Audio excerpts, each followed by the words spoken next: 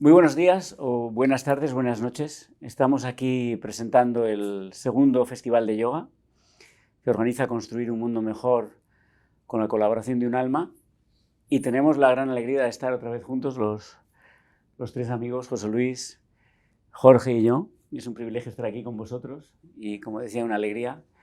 Y vamos a charlar un poquito sobre qué significa el yoga o qué está significando en nuestras vidas y cómo podemos, digamos, animar a los que nos escuchéis a que penséis también en términos de cómo os puede ayudar el yoga en vuestro día a día. Estoy aquí con este mala que nos ha traído José Luis de la India, que acaba de llegar de la India. Ha estado allí 5 semanas, por eso tiene este aspecto tan saludable. Tiene la calva toda morena y bien peinada.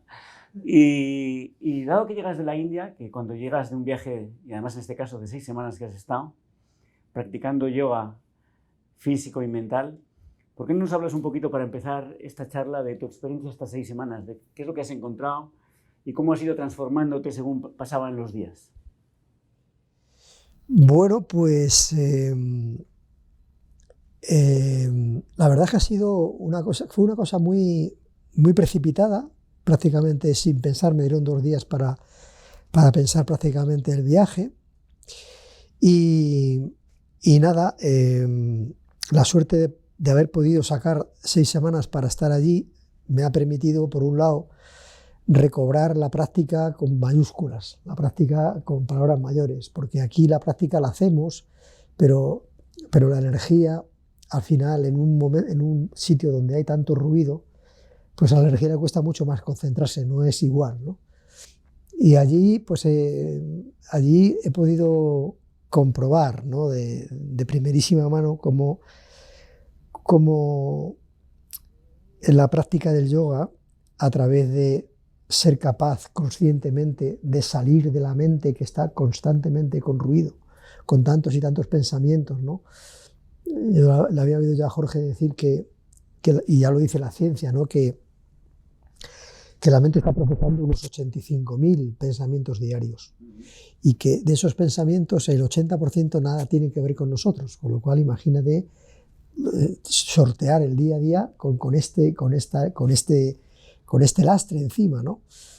Y aquello te permite llevar a una de las frases que a mí se me quedó grabada del maestro Sivananda, y era que 1 gramo de práctica valía más que toneladas de teoría, ¿no?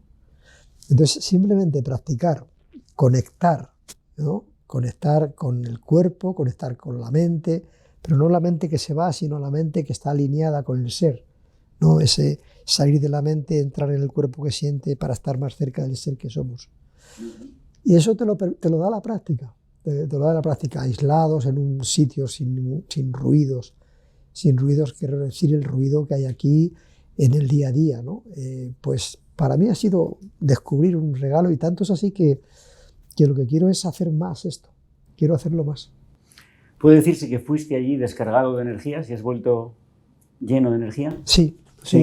Si no descargado de energía, porque eso no es mucho decir, pero sí con la energía, desde luego, mucho más baja que con la que vienes ahora, ¿no? O sea, ahora vienes con la cosa de decir, no puede pasar ningún día. Yo todos los días practico, esa es la realidad, pero claro, no practico todos los días 3 horas, como vengo de practicar todos los días 3 horas, ¿no? Y hemos practicado 3 horas otra vez del regalo, ¿no?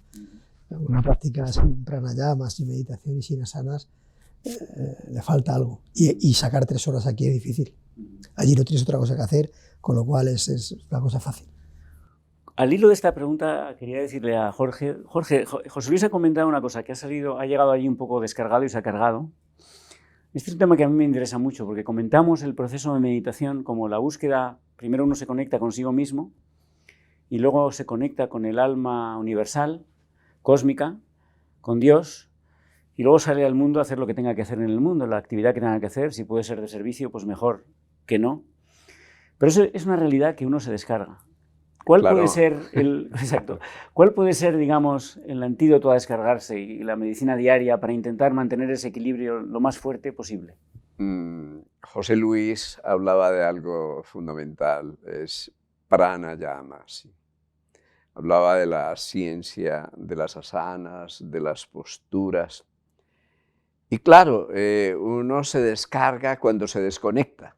Es así, digamos que hay un enchufe y entonces uno se está cargando. Y uno se desconecta cuando se desalinea, porque cuando se desalinea se desintegra. Pero es más, uno se desconecta cuando no respira, porque nosotros creemos que respiramos, pero no respiramos, ni siquiera movemos el diafragma. Así que hay algo fundamental. La respiración es el aliento, pero el aliento es el aliento de la vida y el aliento de la vida es el espíritu.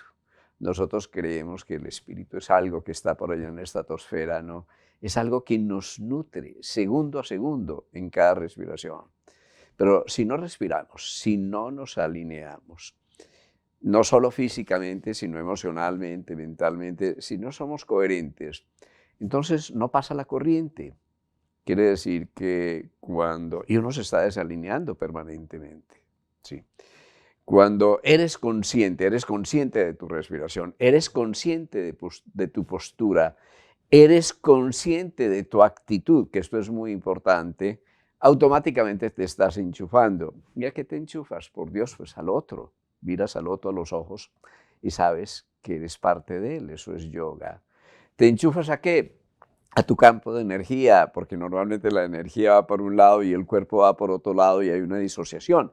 Eso también es yoga, es que unamos nuestro campo de energía. ¿Y te enchufas a qué? A tus motivos, a tus aspiraciones, porque si tus deseos se desconectan de tus motivos y Eros se desconecta de Logos, pues obviamente la corriente no pasa. ¿Y te enchufas a qué? Lo que decía José Luis, la mente superior, el mundo silencioso de los arquetipos y de las ideas, porque si no eres poseído por tus pensamientos.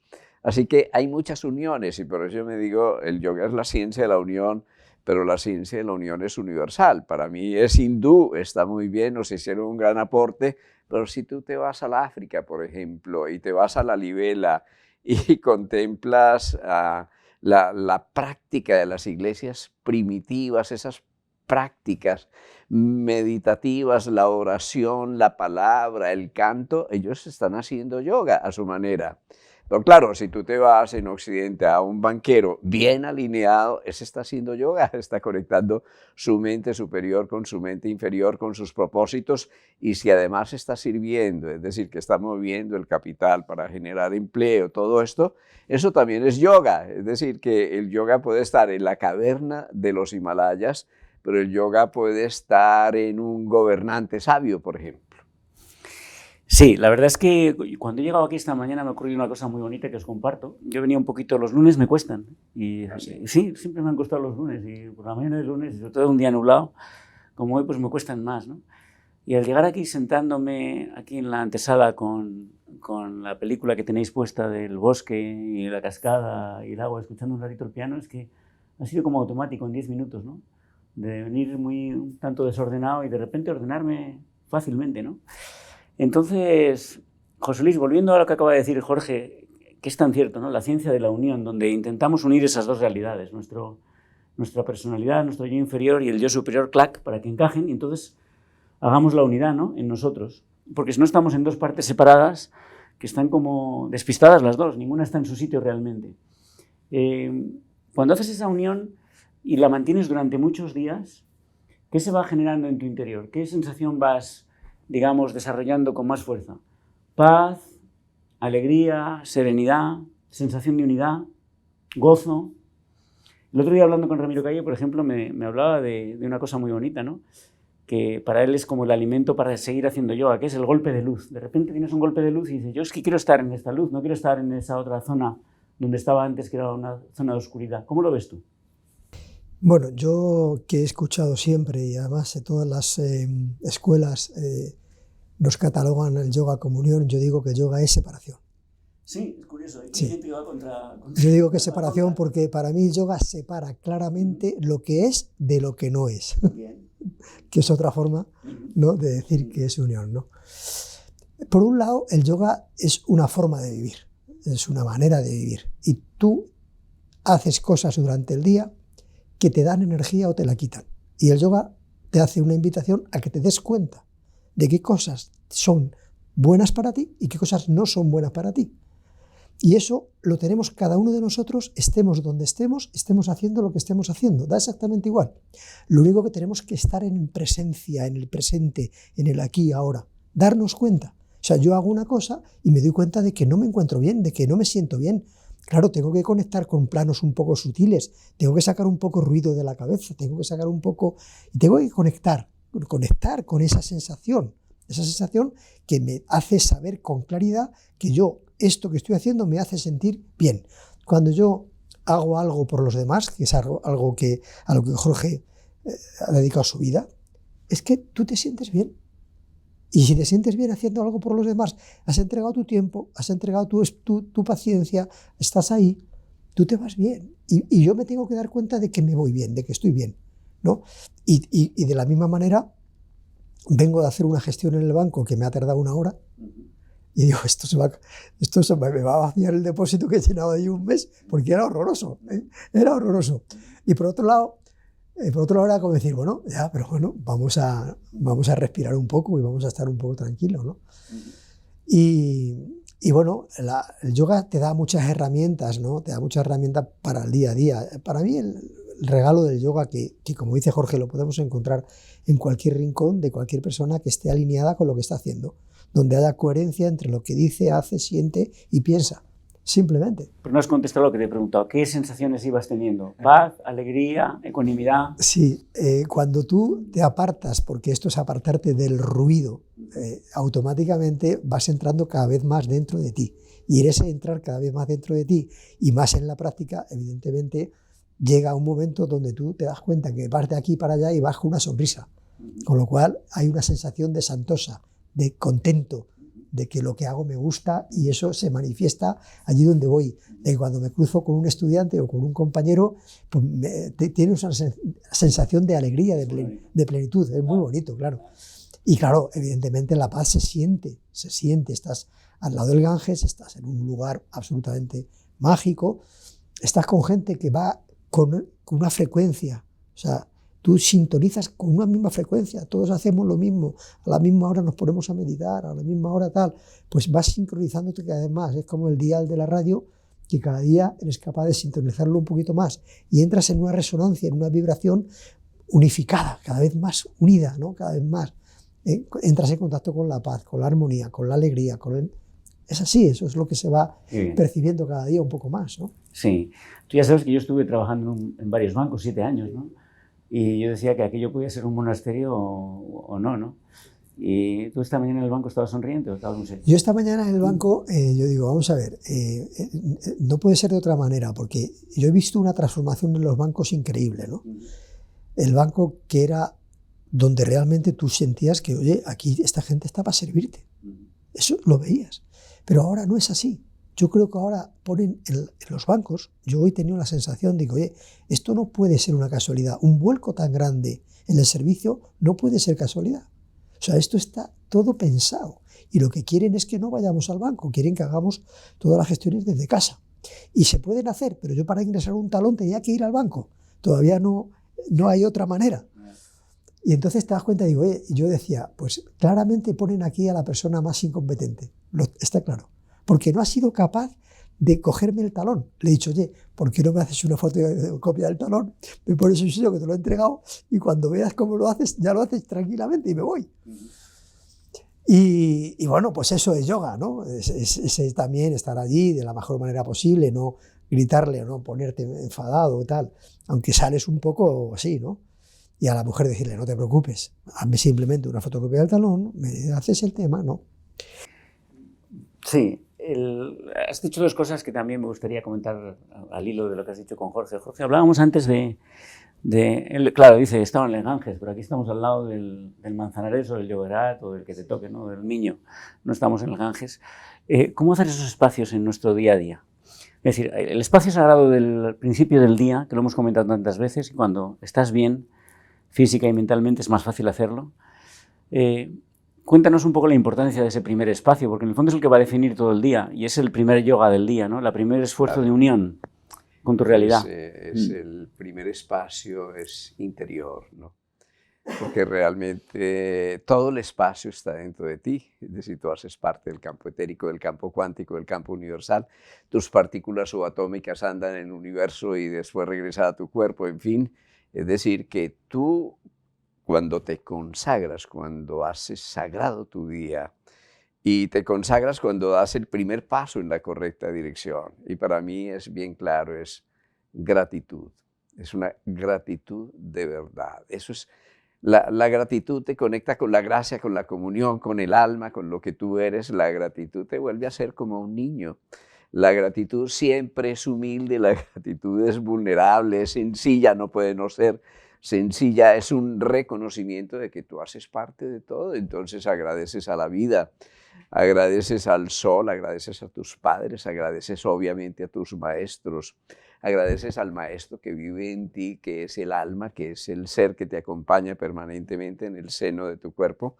Claro, y agradeces también las dificultades que te están templando. Agradeces este dolor que te está revelando que la vida es contigo, que también eres humano, ¿sí? Y entonces puedes ofrecer este dolor a la humanidad. Esa es una manera de agradecer. Agradezco esta muerte, agradezco esta vida, agradezco la sombra, la luz, para mí es lo primero. Es decir, donde hay gratitud, el espacio automáticamente es sagrado, ¿sí?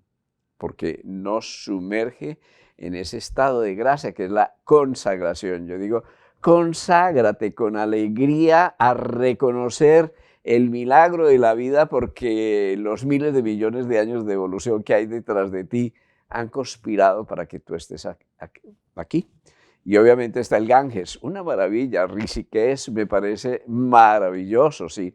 Y yo digo, los Himalayas están dentro de ti, esos lugares sagrados, de serenidad, de pureza, la nieve permanente, digo, está dentro de ti, puede ser como esa nieve tu campo emocional, pero también el agua abundante de la vida y reconocer el agua abundante de la vida. Yo tengo un amigo al que le pregunté, se estaba muriendo, ¿sí? Un empresario, un gran amigo, al que le pregunté, ¿tú qué le dirías a tus hijos, a tu país, a tu cultura, porque era un gran líder?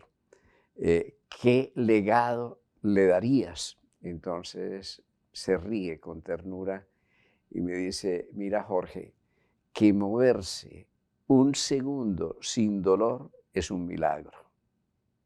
Claro, mira, eso es yoga, ¿no? Eso es consagración, eso es presente y presencia. Cuando no nos duele, a veces abusamos de la vida, pero si tenemos un dolor, ese dolor nos recuerda el presente y la presencia. Ese es también el objetivo del dolor. Quiere decir que la vida no es la negación del dolor, sino es el aprendizaje permanente. Y el aprendizaje permanente para mí es yoga, ¿no? Porque es unirte a ti y unirte al mundo y unirte al creador y unirte al campo cuántico. Eso es yoga. Fíjate que estás diciendo una cosa que te quería preguntar.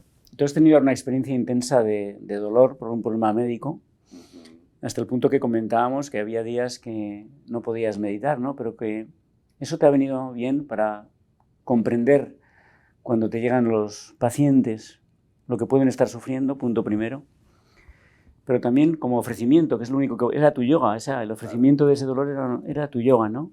Claro. Y es muy bonito que digas que eso es una unión también, ¿no? Porque es como entregarse a... Claro. Es la entrega. Hay cosas que tú no puedes resolver, entonces te rindes. Y rendirse es entregarse, es derretirse, es aceptar la propia vulnerabilidad, es recuperar la humildad, sí. A un maestro de la sabiduría le puede dar un cáncer. Ramana Maharshi gritaba con el dolor y sus discípulos le decían, pero ¿por qué gritas? ¿No? Ellos, y además lloraban con él, ¿no? Y él cuando salía de sus episodios de dolor dice, no, a mí no me duele, ¿no? Le duele a este cuerpo, pero a mí, al que yo soy, realmente no me duele, ¿sí?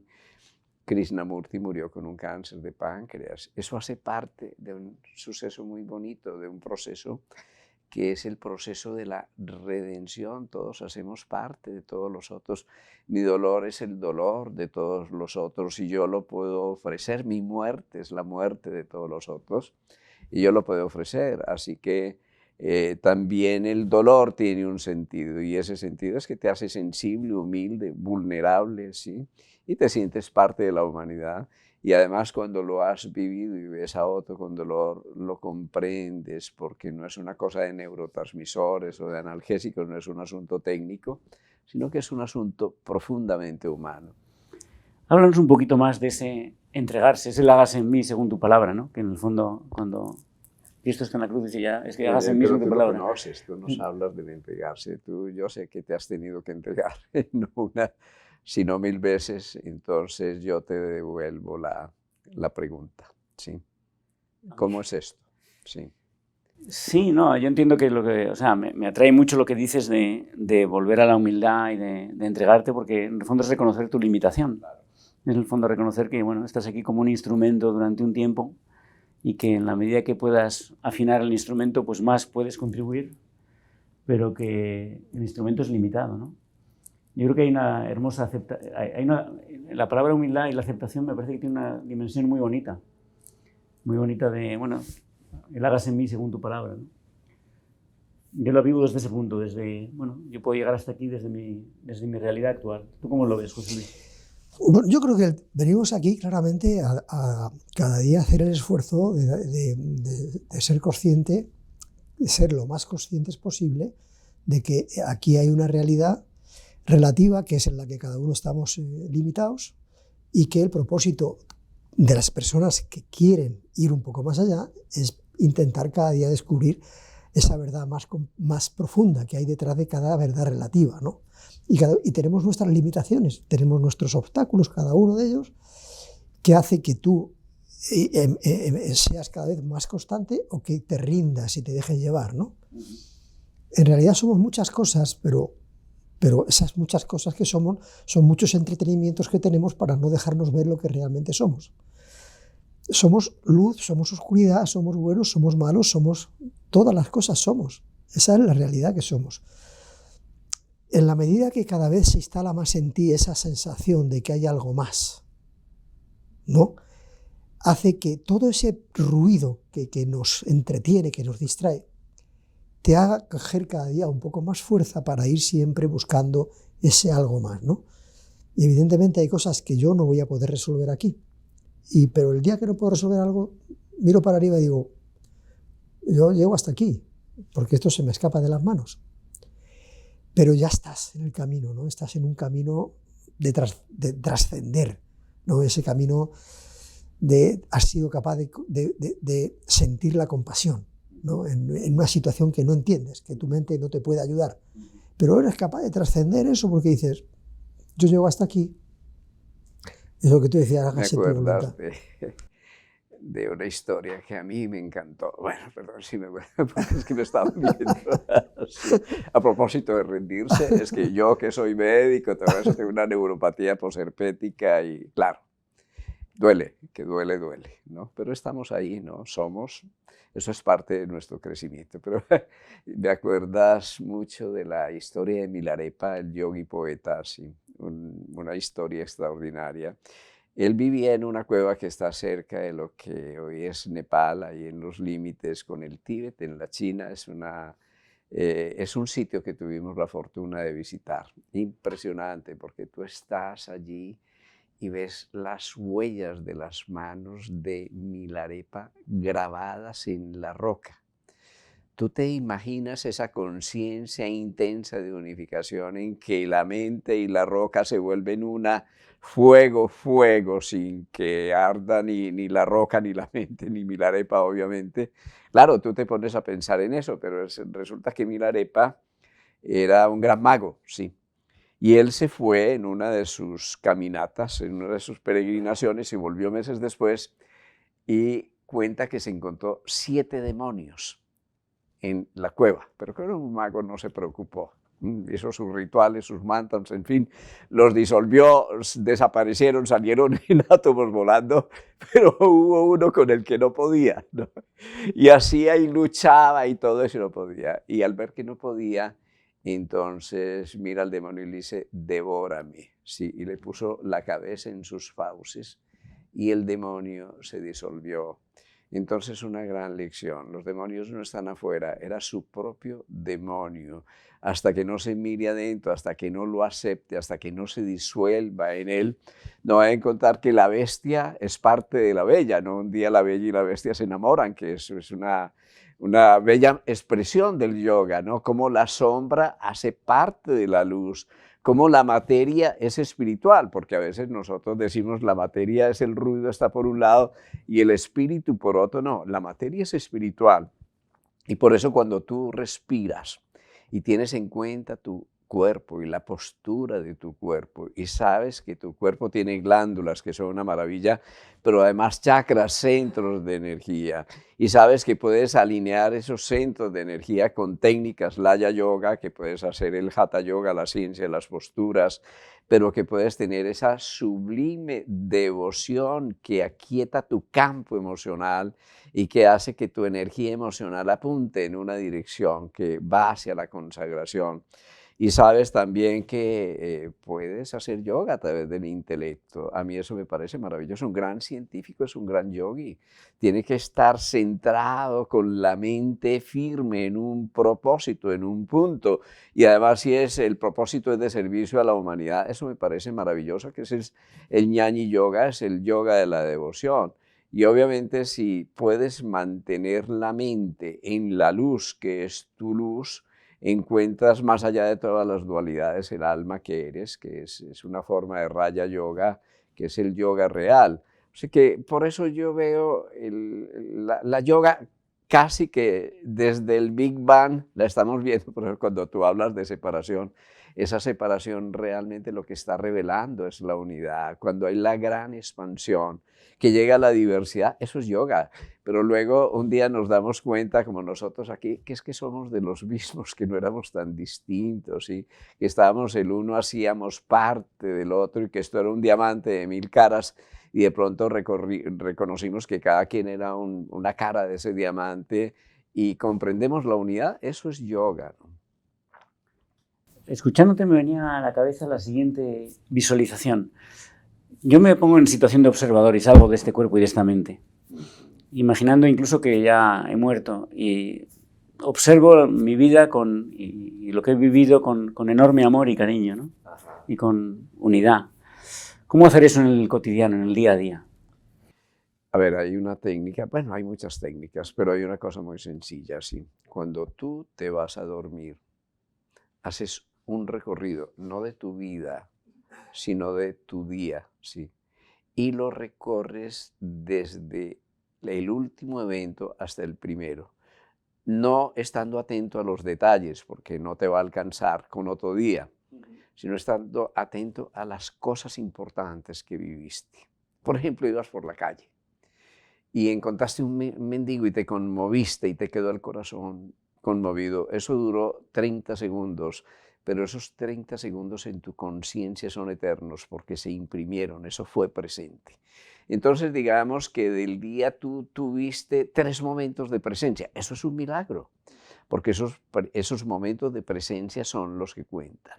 Y así cuando en la semana haces, que es el ciclo semanal, haces un repaso de tu semana, es decir, te devuelves a la semana y cuando reservas el mes y te devuelves el mes y apuntas qué es lo significativo, y lo significativo es lo aprendido, porque lo aprendido es lo que te queda, lo que te unifica, lo que te integra, todo lo demás en cierta forma se vuelve ruido y así te devuelves a tu vida y te vas a dar cuenta que hubo cosas muy significativas, muy dolorosas frecuentemente, de fracasos frecuentemente, pero ahí estuvieron tus grandes maestros, ahí te hiciste humilde y sencillo, ahí te rendiste y en esos momentos de rendición estaba el observador, estaba el aprendiz, estaba el alma dentro de ti. O sea que es una práctica que la podemos hacer, si no la hacemos los días, no la vamos a hacer las semanas, ni los meses, ni los años. Y de hecho las estaciones nos están señalando esos momentos cruciales del alma.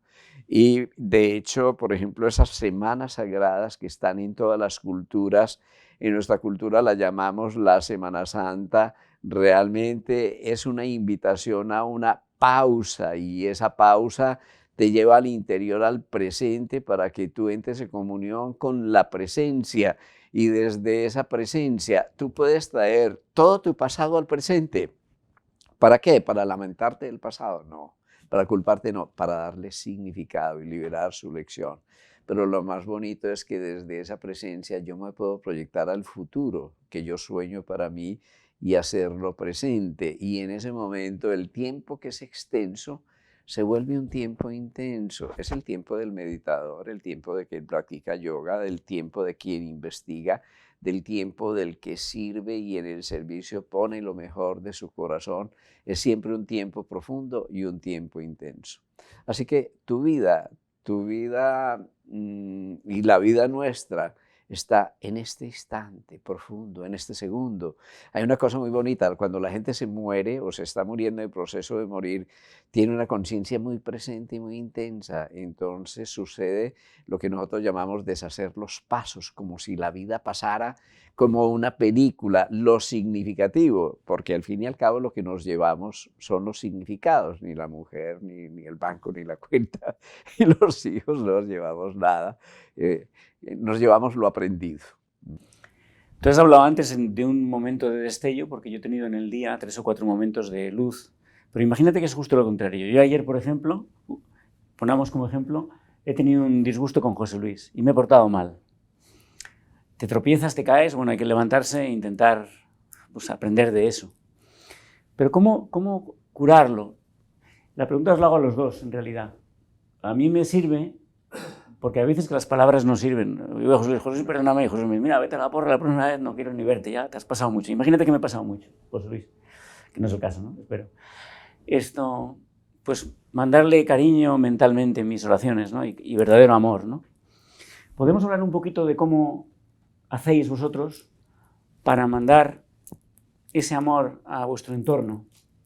A todo el mundo con el que tenéis o un contratiempo o no un contratiempo, pero queréis realmente manifestar desde lo más puro de vosotros ese amor y mandárselo con toda la energía que podéis. Bueno, lo primero es, yo para mí, ¿no? Lo primero es que en el día pasan cosas que me gustan y cosas que no me gustan y que las dos sirven al espíritu. Eso es lo primero. Y cada vez que me voy de ahí es volver una y otra vez. Yo tengo una cosa desde que tengo 14 años y es que me pasó una cosa. Y yo me di cuenta de que eso había sido un segundo de felicidad. Y yo eso he perseguido toda mi vida, segundos de felicidad.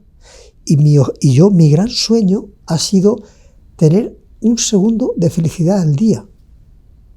¿Por qué? Porque eso era poner mucha conciencia para darme cuenta de un montón de cosas que pasan durante el día que no me doy cuenta y que significan un segundo de felicidad. Como decía Jorge, es que abrir los ojos y ver es un segundo de felicidad. Es que levantarte de una cama y quedarte de pie es un segundo de felicidad. Es que darle un botón a una ducha y que salga agua caliente es un segundo de felicidad.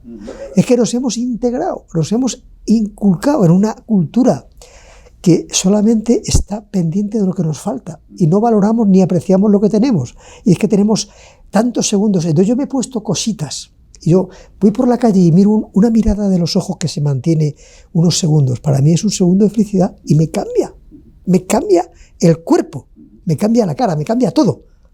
Si yo doy un abrazo sentido y ese abrazo lo mantengo, para mí es un segundo de felicidad. Entonces yo he buscado mis segundos de felicidad, provocados, los provoco, y me vienen, ¿no? Entonces eso para mí es un regalo.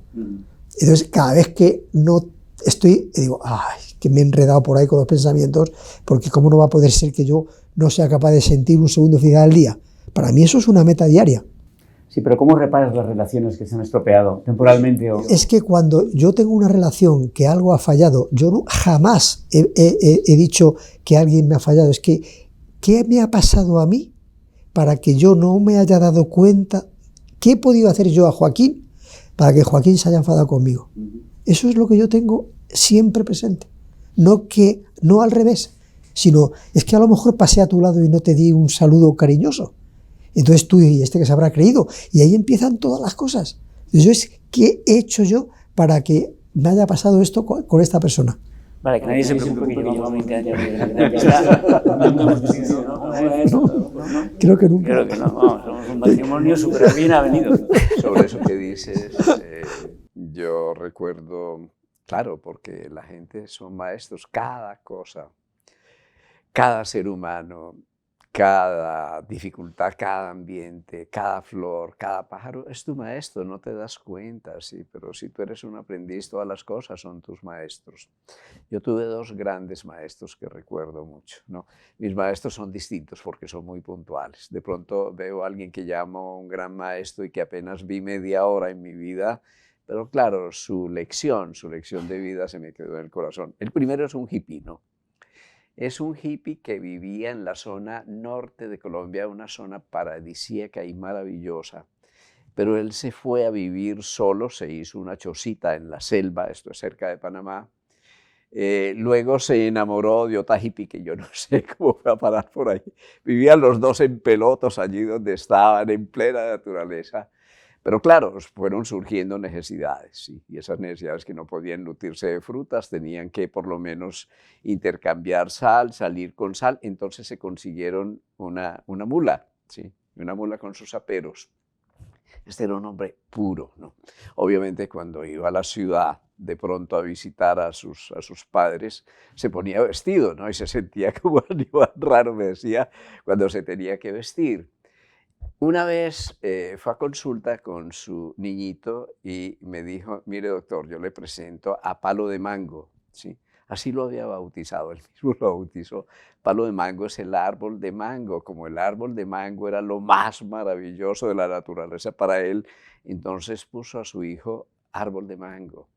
Y yo vi a su hijo, pero él me dice, mire, yo estoy supremamente preocupado porque descubrí que yo tenía un poco de placer cuando yo le apretaba la cincha a la mula un poquito más de lo que era necesario. ¿Tú te imaginas el grado de conciencia para darse cuenta que generar esa pequeña dificultad en el animal no era necesario, primero, y segundo, que para él era placentero? Bueno, es el primer maestro, no se me olvida, yo no lo volví a ver nunca, pero no se me olvida porque se necesita una conciencia muy intensa para reconocer algo emocional que frecuentemente no reconocemos, que es una sensación de placer frente a algo que no está bien con un animalito. Y el segundo, que es un ser humano extraordinario, es Monseñor Bonafou. Él era un obispo francés que tenía una obra bellísima en Colombia. Tuvo un mal de Potes y una tuberculosis en la columna, le hizo colapso la columna vertebral, es decir, eso es una cosa dramática porque genera compresión medular, mucho dolor. Y este hombre vivía permanentemente con su dolor. Sin embargo, su mirada radiante, su sonrisa permanente. E iba porque estas cosas que hacemos le ayudaban en el dolor. Yo creo que más que eso, porque conversábamos de su dolor. A mí me gusta mucho explorar, a ver qué hay más allá del dolor y cómo el dolor redime frecuentemente a la gente cuando no permite a la gente que se vuelva sufrimiento, cuando se rinde y no se resiste a él. Pero un día recuerdo que llegó más radiante que nunca. Y entonces yo le digo, ¿qué le pasa, monseñor? Y entonces me mira y se sonríe y me dice, pequé. Dice, ¿cómo que pecó? ¿Cómo sería el pecado de monseñor? Un servidor del mundo, sí, de esa grandeza humana que es la humildad precisamente. Y entonces me dice, sí, porque pequé y reconocí la grandeza de Dios dentro de mí. Reconocí la grandeza del perdón y reconocí que esa sombra que yo creí que no tenía era reveladora de mi propia luz, que no es mi luz, sino la luz de Dios dentro de mí. A mí eso se me quedó grabado en el alma, porque es que se necesitan toneladas de conciencia para alegrarte por tu error, porque tu error te permite conocerte, porque tu error te permite aprender aquello que todavía no has podido superar, porque tu error te permite ser humilde y además porque tu error te permite perdonarte, porque al fin y al cabo, si tú crees en un Dios de amor, sabes que Dios nunca te juzga. Qué bonito. Aquí dos consideraciones. La primera es que qué bueno es tener una charla elevada como es esta, porque te sube a otro nivel, ¿no? Es bonito hablar de estos temas, te pones en otra plataforma, ¿no? Estás como subiendo a otro piso y ves todo Y la segunda es, José Luis hablaba del minuto de felicidad, y tú has hablado del segundo de felicidad. Al final del día, Jorge empezó con eso, Jorge empezó con la gratitud y con el contento, y con el estar dando las gracias. Es decir, al final el yoga, tanta historia de yoga, es el arte de estar conectado para dar gracias por estar vivo, ¿no? Y por estar rodeado de gente en la que puedes confiar y con la que puedes tratar a un nivel de hermandad, ¿no? Ese es el yoga diario, ¿no? El objetivo debería ser estar conectados siempre, ¿no? Cuando tomas el cafetito, cuando tomas luego, que tomaremos el arroz, que estará riquísimo, cuando veamos luego a Margarita, cuando José Luis nos cuente cosas de su viaje. Eso es el yoga en realidad. Saludar, ¿no? Dar las gracias, escuchar los pájaros. Cuando recuperas esa magia, digamos, la vida se convierte en la magia, ¿no? Y entonces pasa que todo lo que ocurre obra en ti de un modo mágico. ¿No es eso, Jorge? Cuando estás en esa conexión. Si la pierdes no es así, si lo pierdes no, pero... Por eso a mí me encanta el término, la palabra festival, ¿no? Que haya festivales anuales, festivales espirituales. En todas las culturas sagradas hay festivales espirituales. Y cuando hablamos de festival de yoga, que bueno, es la fiesta del yoga, es la fiesta del encuentro, es la fiesta de la unidad dentro de la diversidad, que es de lo que hablaba José Luis. Yo te reconozco a ti y me completo en ti, porque sin ti yo no podría ser completo. Y eso es yoga, así que reivindiquemos la diversidad, que es la religión del mundo, es la religión del amor, porque la belleza del amor es que nos permite que cosas aparentemente opuestas se vuelven complementarias y que encontremos un punto de encuentro. Realmente el yoga es una propuesta de encuentro para que la maravilla de la diversidad nos lleve al amor de la unidad. José, tú tienes algo que decir, que eres tan practicante de yoga de tantos años, sintetizarlo para que no se nos pierda en teoría y que sea la práctica. A mí me gusta mucho el enfoque que hace Jorge del yoga, porque el yoga es la vida. Entonces, es verdad que unas personas han estructurado, ¿no?, pautas del yoga que si tú las sigues te facilitan, ¿no? Pero si sales un poco de esas prácticas, todo es yoga, ¿no? Entonces, vivir pleno, vivir lo más consciente posible es yoga. Entonces, una persona que está metida una persona que está haciendo su papel impecablemente, pero nosotros no entendemos por qué juzgamos, por eso nos dicen que no juzguemos. Si tú vienes aquí a hacer lo que te toca hacer y lo haces de manera impecable, eso es yoga. Y para las personas puede ser algo duro. Es decir, si yo te juzgo a ti que estás haciendo de manera impecable algo que es muy duro para mi manera de entender el tema, pues eso es yoga también. O sea que si salimos de la respiración, si salimos de la meditación, si salimos del Ashtanga Yoga, del Raja Yoga, si salimos de todos estos yogas y nos damos un poco más cuenta de lo que hay, ¿no? Porque finalmente, ¿esto qué es? Pues nada, una serie de pautas que si yo las sigo me voy a encontrar mejor. Si yo respiro conscientemente, pues en vez de meter en mis pulmones 1,5 litros o 2 litros de aire, meto 6 o 5. Y eso entra mucho más oxígeno a todo mi organismo, a mi cerebro, tal. Esto es mucho mejor. Sí, sí, esa es la realidad.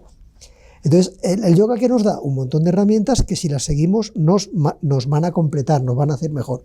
Pero de verdad que es que para mí, que prefiero estar alineado con lo que dice Jorge. Si tú eres un cabrón aquí y eres un cabrón impecable, tú eres un yogui magnífico. Con lo cual, es lo que tienes que ser. Bueno, os iba a proponer, claro, ya para acabar, como estamos empezando el año 23, ¿cuál sería un poquito los propósitos que podríamos ponernos para este año, ¿no? Desde el punto de vista... Hombre, pues de lo que estamos hablando. Empezar el año con un festival de yoga ya es un buen regalo, una buena intención, ¿no? Bueno, pues eso, pues poner nuestro granito de arena para que esto siga vivo ya es un ideal, un propósito, algo que realmente pues que sigamos haciendo cada día algo que por un lado nos hace sentir que ponemos nuestro granito de arena para que más granitos se sumen por aquí y por allí y que esto siga vivo, pues ya es un ya es una buena forma de seguir, ¿no? A seguir aquí, y que ya llevamos aquí 20 años remando con estas cosas, y pues no, que no se nos vaya la energía esta chispa de seguir ahí, ¿no? Que tenemos altibajos, pero ahí seguimos. Y Jorge, ¿tu mirada para el nuevo año cuál es? A ver, en los aforismos de la yoga de Patanjali hay un primer paso, ¿no? Que es las relaciones contigo, ¿sí? Unirte a ti, porque cuando te unes a ti, te unes al mundo. Encuéntrate contigo, que eso es un milagro. Sé el que tú eres, no tienes que ser como nadie, sé auténtico, sé como tú. Y eso implica 5 cosas que para mí es el propósito de un día, de una semana, de un año y de todos los años. La primera es difícil, es exigente, transparencia, nada más. Sé el que eres. La segunda, muy importante, ya la remarcaba José Luis, alegría, ¿sí? La alegría se cultiva, ¿sí? Restaura la alegría. Sé como un niño, restaura la inocencia, que ese es el país de la infancia permanente. Para mí ese es el reino de los cielos. Vive en el reino de los cielos que está dentro de ti.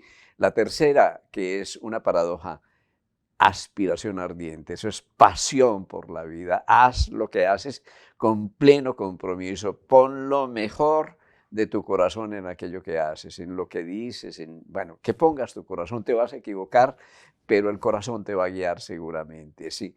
La cuarta, sal del mundo de las apariencias, ¿sí? Quítate el vestido de harapos que te pusiste, que ese no eres tú, ¿sí? Sal del baile de disfraces y sé lo que eres, y ser lo que eres es desde la plena desnudez vas a encontrar una vida llena de sentido, sabiendo que el sentido no es nada afuera, que tú eres el sentido de esa vida, que es la quinta esencia que vive dentro de ti. Y la sexta, muy importante, devoción al maestro, pero el maestro es interior y el maestro interior es el alma, está dentro de ti, sí. El reino de Dios está dentro de ti, no está por allá afuera en la estratosfera. Entonces, eso lo proponen en La luz del alma, Alice Bailey, el tibetano. Esas 5 normas para mí son las 5 normas de la vida, nada más.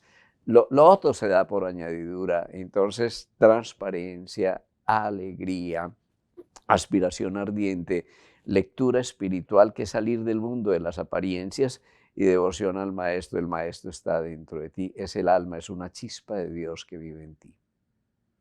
Pues si os parece, nos quedamos con esta maravillosa propuesta y nos unimos, como siempre, con todo nuestro cariño. La próxima charla yo me pido entrevistador, ¿eh? Fenomenal, me parece fenomenal. La próxima yo me pido entrevistar, porque vamos, te vas de rosita de aquí.